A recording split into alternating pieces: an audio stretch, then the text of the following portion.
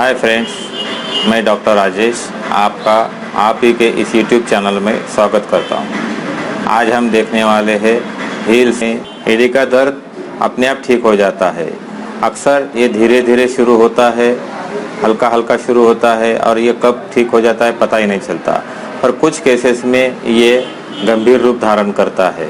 मनुष्य के पैरों में 26 हड्डियाँ होती है, जिसमें से एड़ी की हड्डी, जिसे मेडिकल टर्म में कैल्केनियस कहते हैं, ये सबसे बड़ी होती है, जिसके ऊपर हमारे पूरे शरीर का भार रहता है। अब हम देखते हैं इसके लक्षण। पहला लक्षण है, इसमें धीरे धीरे दर्द चालू हो जाता है और अपने आप ठीक हो जाता है। यह दर्द फ्लैट चप्पल, फ्लैट शूज़ या नंगे पैर चलने से होता है। सुबह बिस्तर से उठने के बाद जब हम चलने लगते हैं, 3 से 4 पैर कदम चलते हैं, तब ये दर्द चालू हो जाता है। और कुछ केसेस में ये अपने आप कुछ देर तक चलने के बाद ठीक हो जाता है। पर कुछ केसेस ऐसे हैं जिसमें ये 4-5 कदम चलने के बाद या कुछ देर तक चलने के बाद भी ठीक नहीं होता है। तो ऐसे केसेस में हमें मेडिकल सपोर्ट लेना चाहिए, मेडिकल दवाई लेनी चाहिए। जिस केसेस में अपने आप ठीक हो जाता है उसमें कोई दवा लेने की ज़रूरत नहीं पड़ती है। पर अगर ये केसेस बार बार अगर होता है, ये तकलीफ़ बार बार होती है, तो हमें मेडिकल एडवाइस लेनी चाहिए। ऑफिस में दिन भर एक जगह पर बैठने के बाद अगर उठने लगे तो दर्द चालू हो जाता है। पर 2-3 कदम चलने से अगर ये दर्द ठीक हो जाता है तो हमें से घबराने की ज़रूरत नहीं है।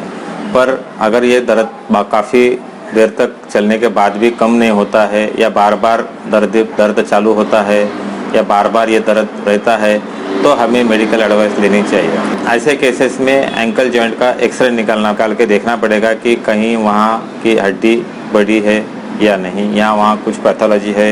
ये सब हम एक्सरे से पता चल सकता है। दिन भर एक जगह पर बैठने के बाद, वो ऑफिस में हो या घर पे हो या दुकान पे हो, अगर एक जगह पर बैठने के बाद उठने लगे, अगर ये दर्द महसूस होता है और अपने आप ठीक हो जाता है, तो ऐसे केसेस में हमें किसी इलाज की ज़रूरत नहीं है। पर अगर ये बार बार दर्द चालू होता है और थोड़ी देर चलने के बाद भी अगर दर्द शुरू रहता है, तो ऐसे केसेस में हमें मेडिकल एडवाइस लेना चाहिए। फिर इसमें मेडिकल एडवाइस क्या लेना चाहिए? किसी ऑर्थोपेडिक से बताइए, उनके पास जाकर एक्सरे निकाल लीजिए, एंकल जॉइंट का एक्सरे निकालिए और देखिए कि कहीं वहाँ की हड्डी बड़ी है या कुछ पैथोलॉजी है।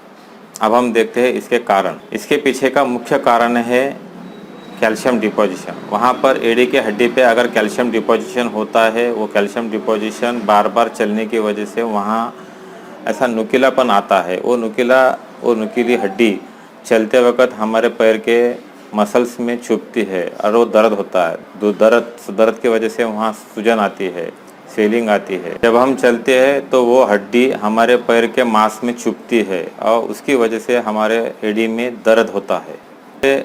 लंबे समय से एक ही जगह पर खड़े रहना, जैसे कि हमारे घर के महिलाएं हैं, खाना पकाते वक्त दिन भर एक ही जगह पर खड़े रहते हैं, इनमें ये अक्सर देखा गया है कि इनके एड़ी में, ये पैर के एड़ी में दर्द शुरू होता है। नेक्स्ट वजह है ओबेसिटी। इसमें हमारे शरीर का पूरा वजन हमारे एड़ी के हड्डी के ऊपर पड़ता है, जिसकी वजह से भी हमें तकलीफ़ होती है। बहुत ज़्यादा देर तक एक्सरसाइज करना, रनिंग करना, जैसे कि हमारे एथलेटिक्स जो ज़्यादा देर तक रनिंग करते हैं, इन केसेस में भी ये देखा गया है कि इनके एड़ी में दर्द शुरू होता है, वहाँ के हड्डी के ऊपर प्रेशर आने की वजह से। अब हो जाता है। अब हम देखते हैं इसका घरेलू उपचार। नंबर 1, एक कुनकुना पानी भरे वाला टब लेना चाहिए। उसमें 10 चम्मच सेंधा नमक डालना चाहिए। उसमें हमारे पैर 10 मिनट तक डुबा के रखना चाहिए। फिर उसमें से पैर निकालकर ठंडे पानी के टब में रखना चाहिए।